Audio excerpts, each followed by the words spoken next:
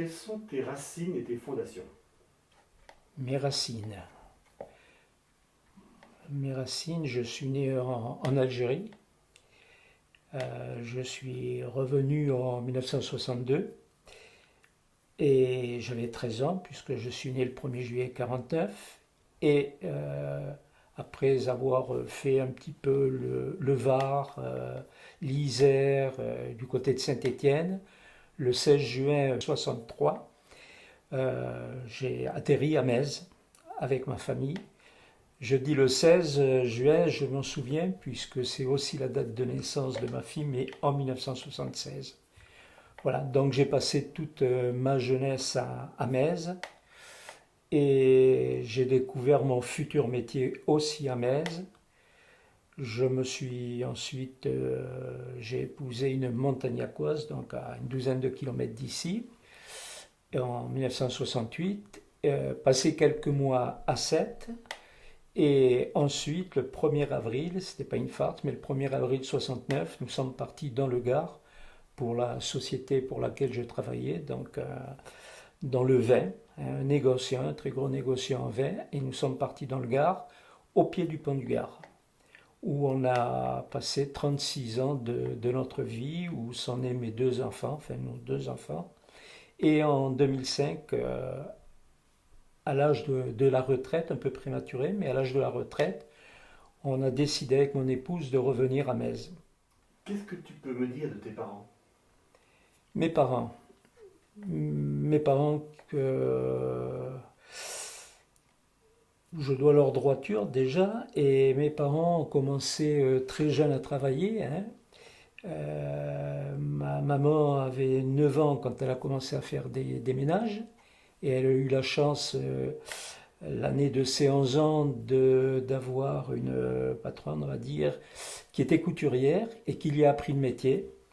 Donc depuis l'âge de 11-12 ans, elle était couturière et elle était à Metz, la couturière de beaucoup de Mézois. Elle a travaillé pour les défilés sur Metz, voilà. Mon papa a commencé comme, il avait lui aussi 9 ans comme docker, et il a eu la chance aussi d'avoir un patron qui lui a donné goût à la comptabilité. Et travaillant dans le vin, il a été œnologue et chef comptable de l'entreprise pour laquelle il travaillait. Moins de chance après quand on est arrivé en France, puisque 6 mois après notre arrivée, mon père a fait une hémiplégie et était donc paralysé. C'est ce qui nous a fait revenir, ça s'est passé à Saint-Étienne, et comme j'avais de la famille qui était déjà sur Metz, ça nous a donné la possibilité de revenir un peu dans une région qui ressemblait un peu à l'Algérie. Et donc, ma maman a de suite trouvé de quoi faire son métier de couturière. En Algérie, de quelle ville vous étiez? Alors, ça fait sourire tout le monde, Mostaganem. Voilà. Donc, entre Oran et Alger. Port de pêche et Épinardier aussi. Et il y a d'ailleurs pas mal de Mézois, famille Varro, qui sont de Mostaganem aussi. Donc, on s'est retrouvé aussi un peu dans l'ambiance. Et on a été surtout très très bien accueillis par les Mézois. C'est pour ça qu'on a tenu à revenir. Franchement, c'est du fond du cœur que je dis merci aux Mézois qui nous ont bien accueillis. Autant mon père était très jovial, hein, toujours à blaguer, tout ça. Ma mère était quand même renfermée, hein, mais au niveau famille, la porte était grande ouverte. On se retrouvait souvent des maisons entières pendant tout un week-end, parce que bon, certaines familles, ce que je disais tout à l'heure de Périgueux, ils étaient plusieurs, donc ils venaient passer tout un week-end. Mais on s'est retrouvés de la même façon à Metz, où à Metz, première maison où on a habité, ça a été à la place de la Parée, chez monsieur Estrada, qui était le plombier de l'époque. Et que j'ai toujours remercié parce que mon premier vélo, c'est lui qui me l'a fait réparer pour que j'ai un premier vélo. Et de là, on est venu habiter Place de l'Étoile. Et Place de l'Étoile, c'était une rapatriée d'Algérie aussi, qui, dans sa maison, avait fait de 3 pièces, un petit appartement avec une petite salle de bain, et où on s'est retrouvés à chaque fois pour la fête de Mèze, toute une famille, des matelas jetés à même le sol, pour essayer d'être le maximum. Alors que bon, financièrement, il n'y avait pas grand-chose, mais c'est ça le partage. Qu'est-ce que tu as appris de tes parents? C'était des familles modestes, euh, que les ancêtres arrivaient un petit peu de différents pays, l'Espagne, l'Italie, l'Allemagne, puisque du côté de ma mère c'est beaucoup alsacien-allemand, du côté de mon père c'était italien et espagnol, donc avec un peu le goût de la fête, mais surtout le goût de la famille. J'avais une maman qui travaillait énormément, étant couturière, elle avait des employés, mais qui travaillait peut-être 15 heures par jour, mais qui était très ouverte pour la famille. Et je suis un peu comme ça. Et toi, quel enfant tu étais? Euh, Sage, non. Un peu turbulent, j'aimais bien m'amuser, euh, j'aimais bien tout ce qui était les copains, copines, j'aimais d'être en bande, hein. Euh, les études, c'était pas ma tasse de thé. J'ai quand même fait des études à Pézenas au lycée technique, mais où j'ai eu un diplôme de mécanicien en machine agricole, métier que j'ai fait pendant 3 ans, mais qui me plaisait pas beaucoup.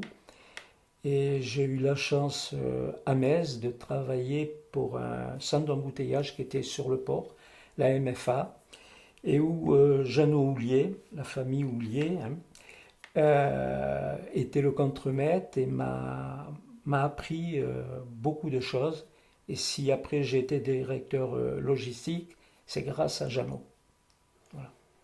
Déjà, le premier pas que j'ai eu, c'est toujours en arrivant à Metz, c'est je suis arrivé le 16 juin et tout début juillet, j'avais des petits copains et petites copines sur Metz et j'ai entendu parler des éclaireurs de France. Hein, où à l'époque c'est M. Fraissinet, le directeur de l'école, qui s'en occupait. Et là encore, un second monsieur à qui j'ai toujours remercié et même en souvenir maintenant, où les copains et les copines, ils partaient dans le Jura, il faut que tu viennes avec nous.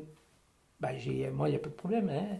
Donc je suis arrivé et je dis à ma mère, je pars, je crois que c'était 3 semaines ou un mois, dans le Jura, et ma mère me dit, mais financièrement, on ne peut pas. Bon, j'ai dit, je vais me débrouiller. Et donc j'ai été voir ce monsieur, mais il m'a dit, pas question de parler d'argent, on verra ça plus tard et tout. Et il s'est débrouillé, il m'a trouvé un short, une chemise, des chaussures, un sac à dos, et il me dit, tu pars. Et là, j'ai découvert ce qu'était aussi l'amitié, le sens les éclaireurs de France, c'est un peu comme les scouts de France, c'est de créer. Quels étaient tes rapports avec ta fratrie? Alors, avec mon frère, ça se passait très bien. Bon, il était plus âgé, ça se passait très bien. Euh, on faisait comme tout gamin, même s'il était plus grand, quelques bêtises. Euh, Souvent, comme j'étais un peu le plus turbulent, même si je faisais pas de bêtises, c'était toujours moi le fautif. Mais ou sinon, ça se passait très bien. Oui, ça se passait très bien. À l'époque, on était beaucoup dans la rue, hein, à s'amuser. Voilà. Quand tu étais enfant, quels étaient tes rêves? Mes rêves. J'ai toujours aimé ce qui était nouvelle technologie. Je le suis encore, je suis toujours en train de bricoler, j'aime tout ce qui est le son, la caméra, je suis toujours en train de bidouiller quand j'ai pas enfin, plus maintenant, mais quand j'avais pas la possibilité de euh, financièrement d'acheter quelque chose, je le bidouillais.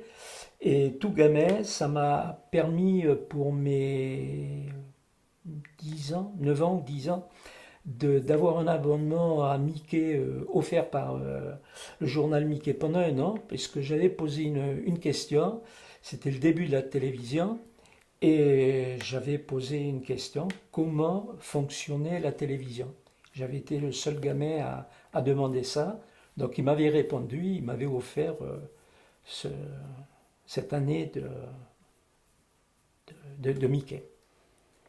Et ça t'aurait intéressé de travailler dans ce milieu-là, Oui, télévision? oui. Euh, J'aurais bien aimé tout ce qui était... Bon, déjà j'aime bien la musique. Et donc c'était dans le monde du spectacle, voilà. Et tellement bien que donc quand on a été à Metz et que j'ai été en fin 63 pour rentrer au collège, je voulais déjà, il y avait les sections électroniques, pas informatique, électronique. Et donc à 7, il n'y avait pas de place. Ma maman m'avait donc accompagné à Pézenas, au collège technique, et le directeur, qui était Charles Aliès, qui était maire aussi de Pézenas, m'avait dit, tu feras mécanicien cette année, l'année prochaine on aura une section électronique. Et j'ai fait 3 années à Pézenas sans toucher l'électronique. Électronique que j'ai touché plus ou moins après par mon travail dans les centres d'embouteillage. D'ailleurs, c'est au lycée Charles Aliès que j'ai rencontré mon épouse. Donc voilà, Donc c'est important. c'était l'époque de notre ami Paul Selmer, qui était dans la classe de mon épouse et 2 autres musiciens étaient dans ma classe. Donc c'était l'époque où je grattais un peu la guitare, mais vraiment loin, loin. Quand tu étais élève, Oui. quel élève tu étais justement pour ta scolarité? Alors autant j'étais turbulent à l'extérieur, j'étais assez calme, même, oui, calme à l'école. Bon, comme j'ai dit tout à l'heure, les études, c'était pas ma tasse de thé, mais j'ai suivi un parcours, j'étais quand même bien noté. J'ai suivi mon parcours, j'ai jamais redoublé. Voilà. Quelque chose qui ne m'a jamais intéressé, et je l'ai regretté après, et je l'ai appris au travers des films, des livres et tout, c'était l'histoire, la géographie. Alors là, c'était quelque chose que j'aimais pas. Par contre, j'étais matheux. Matheux comme mon frère, mais je pense qu'on a pris la succession de notre père. Et je m'en rappelle, le soir, c'était pratiquement un quart d'heure, 20 minutes tous les soirs, où, je sais pas si vous voyez les grands livres comptables de l'époque, où mon père amenait du travail à la maison, et donc mettait une feuille à côté, il fallait qu'on refasse les grosses opérations sans se tromper, et les chiffres, j'adorais. Le français pas mal aussi, voilà. Mais j'étais un garçon, alors à l'extérieur par contre, beaucoup plus indiscipliné, où j'ai été après assez indiscipliné. Alors, ça a été quand j'ai été au collège à Pézenas, au collège technique. C'était pas indiscipliné pendant les cours, mais contestataire. Contestataire, c'était les années presque 68. Contestataire dans le sens où déjà les cheveux longs, les pattes, hein, voilà, et blouse grise obligatoire et blouse grise en dessous des genoux. Et au collège de Pézenas, la blouse grise s'est transformée en blouse grise au-dessus des genoux, on va dire grâce à moi, parce qu'un beau jour j'en ai marre de ces blouses et je les ai coupées. Et j'ai toujours eu la chance que le directeur, M. Aliès, vu que j'étais d'une famille de rapatriés et qu'il n'y avait pas d'argent, donc j'étais toujours plus ou moins pris en pitié. Et donc je suis arrivé, le surveillant général m'a collé, bien sûr, j'ai eu 2 dimanches matin de colle, et je suis venu et j'ai dit donc au directeur, ma mère ne pourra pas me racheter une blouse. Et il m'a dit, donc tu porteras la blouse courte. Bien sûr, les autres copains qui n'étaient pas d'accord ont commencé eux aussi à donner des coups de ciseaux et on s'est retrouvés avec les blouses courtes. Voilà, j'étais le contestataire, hein, pas innovateur mais contestataire là-dessus.